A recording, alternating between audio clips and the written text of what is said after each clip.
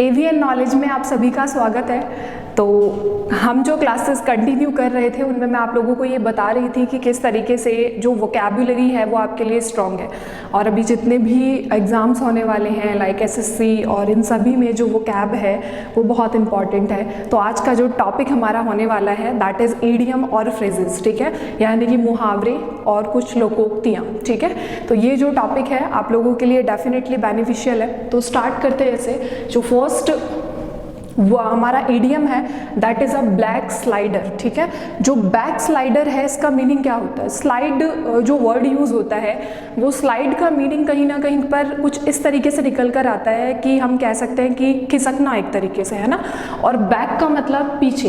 तो एक ऐसा पर्सन या एक ऐसा व्यक्ति जो हमेशा पीछे की तरफ खिसकता है या पीछे की तरफ रहने की कोशिश करता है, वो ऐसा क्यों करता है? बेसिकली कारण क्या है? या तो हम कह सकते हैं उसे काम करने में जोर आ रहा है। मेन जो रीज़न है वो तो यही है कि उसे काम करने में जोर आ रहा है, या आलसी प्रवृत्ति का इंसान है, इस वजह से क्या कर रहा है, बार बार पीछे की तरफ खिसक रहा है, ठीक है। तो अब बैक स्लाइडर जो ईडियम है इसका मीनिंग क्या हो जाता है यहाँ पर? लेजी कह सकते हैं अपन, या फिर डिसऑनेस्ट भी कह सकते हैं। दोनों ही जगह हम इस ईडियम को यूज़ करते हैं। डिसऑनेस्ट का मतलब जो ऑनेस्ट नहीं है, यानी कि जो बेईमान है, पीछे अपनी बात से खिसकने वाले को हम अक्सर कह देते हैं कि बात पर नहीं रहता, दैट मीन्स फिकल नेचर का है। अब आई थिंक आपको मेरी बात समझ में आई होगी कि मैंने यहाँ पर एक वर्ड यूज़ किया फिकल, और वो कैब में ये वर्ड मैं आपको थोड़े दिन पहले ही करा चुकी हूँ, जिसमें मैंने आपको बताया भी था कि जो फिकल होता है उसका मीनिंग एक ऐसा पर्सन जो अपनी बात पर टिका नहीं रहता, दैट मीन्स चेंजेबल है।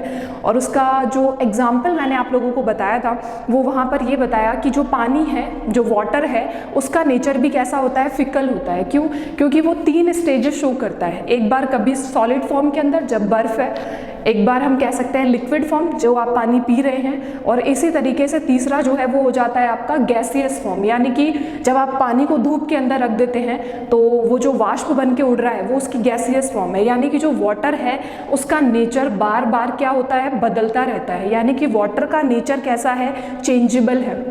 और जो भी चीज़ चेंजेबल है उसे हम क्या कह देते हैं? फिकल कह देते हैं, ठीक है। तो हम कह सकते हैं यहाँ पर बैक स्लाइडर जो वर्ड है या बैक स्लाइडर जो ईडियम है, इस ईडियम का मीनिंग भी क्या है? जो चेंजेबल है, जो बार बार बदलता है, जो डिसऑनेस्ट है, या फिर जो लेजी है, ठीक है। तो इन तीनों के ये मीनिंग निकल करके आ सकते हैं, लेजी, या हम कह सकते हैं डिसऑनेस्ट, या फिर हम कह सकते हैं फिकल। याद है फिकल की जो ट्रिक बताई थी, फिर कल, है ना, इस तरीके से। नेक्स्ट जो है आपका idiom that is a bad omen. Omen का मीनिंग होता है इंट्यूशंस, ठीक है। इंट्यूशंस का मतलब हम कह सकते हैं एक तरीके की फीलिंग, ठीक है। हम ऐसा कहते हैं कभी कभी हमें ऐसा अपने आप ही ऑटोमेटिकली फील होता है जैसे कुछ आज अजीब सा है, कुछ सही नहीं है। वो जो कंडीशन है उसको आप हिंदी में अगर आप बोलेंगे तो आप इस तरीके से बोलेंगे उसको कि आज ऐसा लग रहा है कि कुछ सही नहीं हो रहा है, पता नहीं क्यों आज कुछ अजीब सा फील हो रहा है, कुछ अच्छा सा नहीं लग रहा है। इस तरीके के वर्ड्स जो है वो हम हिंदी में यूज़ करते हैं। लेकिन अगर मैं इंग्लिश में बात करूं देन उस वक्त मैं क्या कह सकती हूँ? I have an a bad omen. मैं क्या फील कर रही हूँ? एक बैड ओमेन, यानी कि कुछ कंफर्टेबल फील नहीं कर रही हूँ, ठीक है। तो यहाँ पर कह सकते हैं feeling that something going to bad, ठीक है। हिंदी में अगर मैं बात करूं तो मैं यहां पर कह सकती हूं कुछ बुरा होने की आशंका, और कुछ बुरा होने की आशंका जो है उसे हम क्या कह देते हैं? बैड ओमेन कह देते हैं, ठीक है। नेक्स्ट मैं बात कर रही हूं तो यहाँ पर हमारा ईडियम है अ बॉल पार्क फिगर। ये जो ईडियम है इसका मीनिंग क्या होता है? बॉल पार्क फिगर का क्या होता है? फॉर एन एग्जाम्पल हम ऐसा समझ लेते हैं कि घर में कोई फंक्शन है, मान लिया कि भाई की या दीदी की किसी की शादी है घर में, है ना।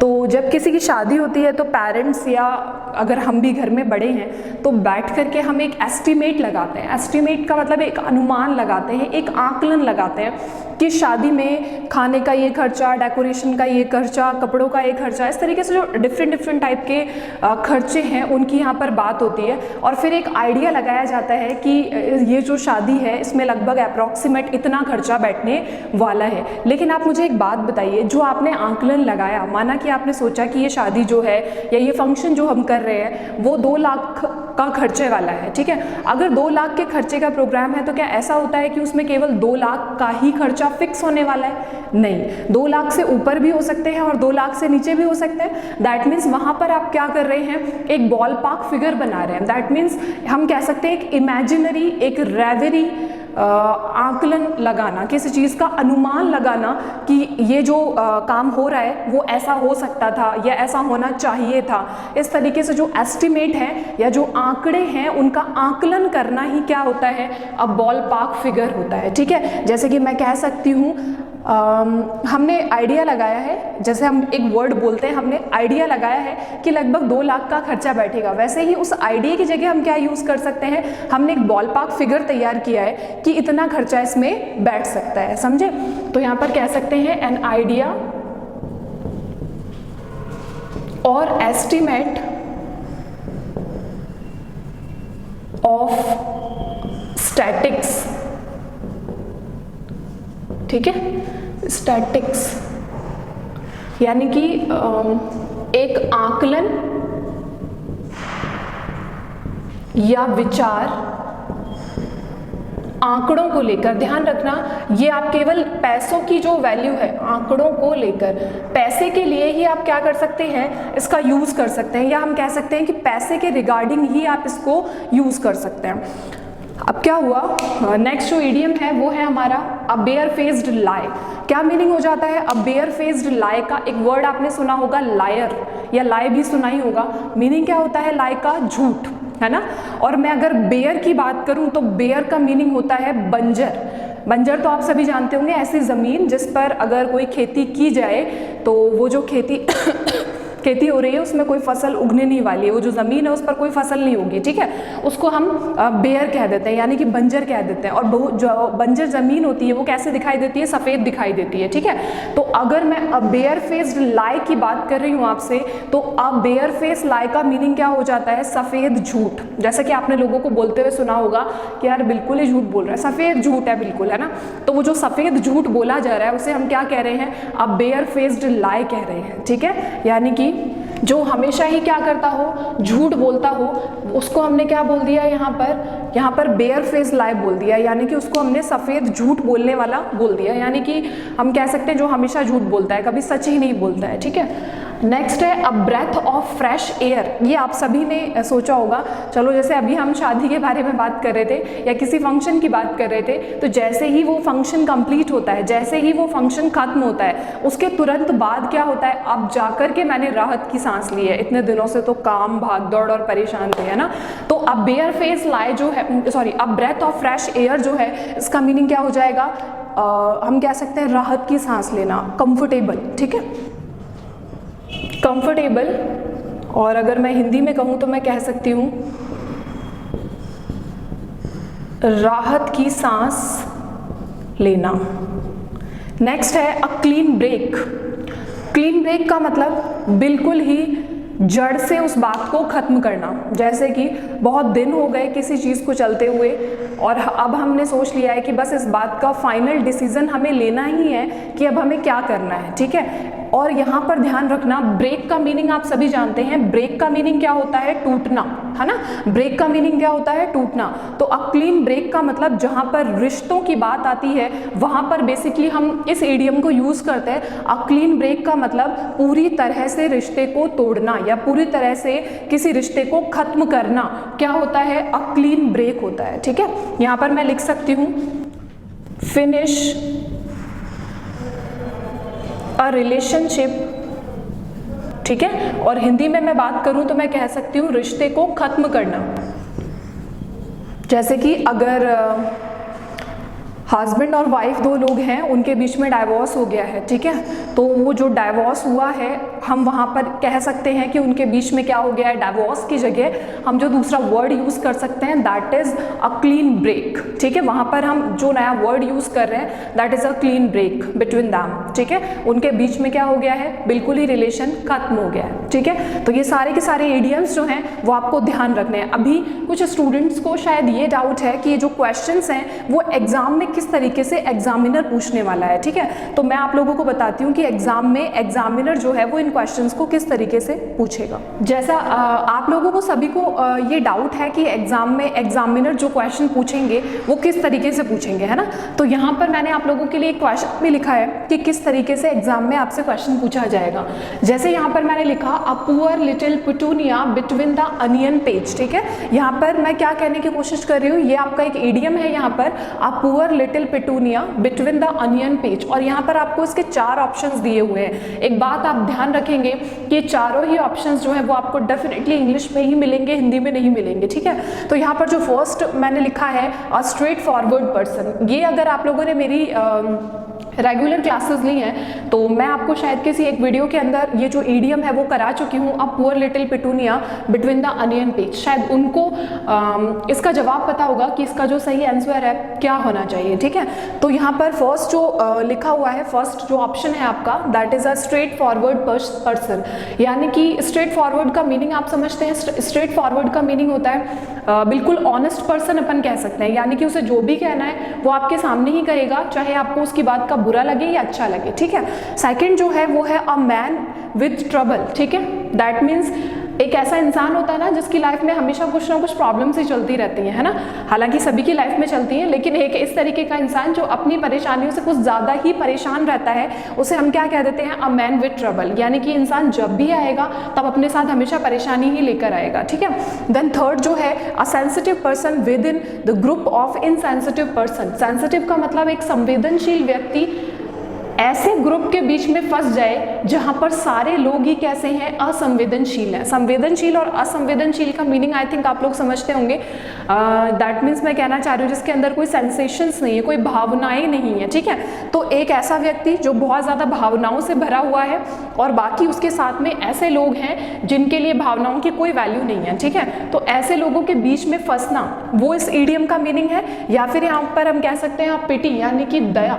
ठीक है, तो इन चारों में से आपको एक सही ऑप्शन को टिक करना होगा कि यहाँ पर सही ऑप्शन क्या है। तो इसके लिए हमें पहले ये जो ईडियम लिखा हुआ है इसका मीनिंग पता होना चाहिए। पुअर का मीनिंग आप सभी जानते हैं, बेचारा। लिटिल का मतलब छोटा मान सकते हैं अपन। पिटूनिया का मतलब छुई मुई। ठीक है, अब आपको पता है कि छुई मुई इतनी सेंसिटिव होती है, इतनी संवेदनशील होती है कि छूते ही क्या हो जाती है, सिकुड़ जाती है ना।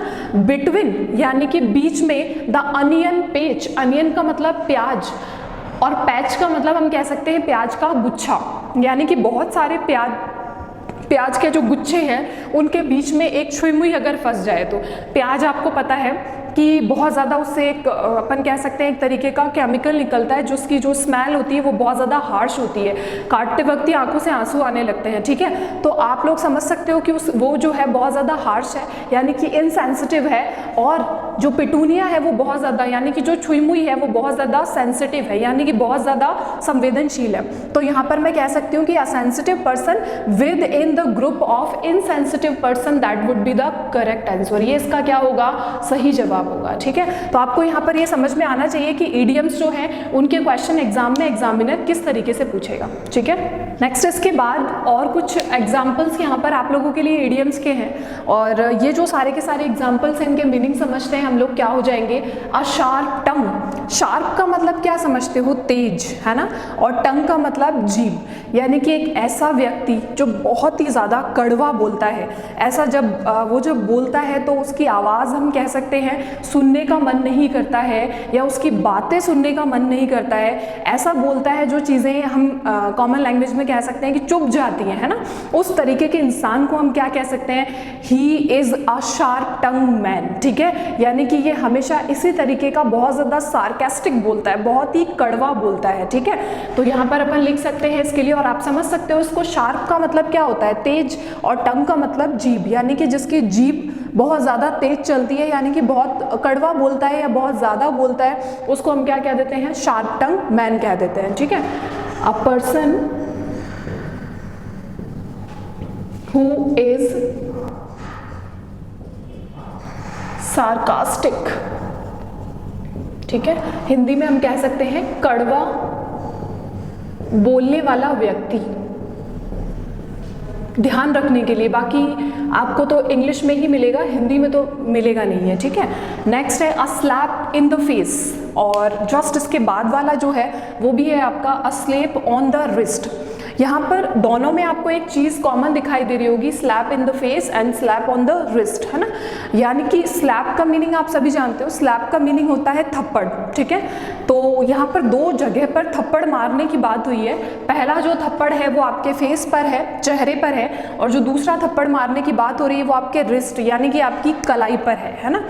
तो आप लोग जिसे हाई फाई कहते हो, है ना, इस तरीके से वो भी लगभग हम कह सकते हैं कि कलाई पर मारना, या मजाक से, या फिर कह सकते हैं कि मज़े मज़े में एक तरीके से किसी को मारना। तो वो मज़े में जो मारा जाता है वो एक्सपेक्टेड होता है, यानी कि हमें पता होता है कि इस बात में मुझे भी मज़ा आया है और डेफिनेटली मेरे दोस्त को भी मज़ा आया होगा, तभी हम हाथ आगे की तरफ बढ़ाते हैं, है ना। लेकिन अगर a slap in the face की मैं बात करूं, तो अगर आपके चेहरे पर कोई थप्पड़ मारने वाला है और ऐसा आपको पता हो, तो आप क्या करोगे, तुरंत जो पोजीशन है उसको चेंज कर लोगे या उसका हाथ पकड़ने की कोशिश करोगे।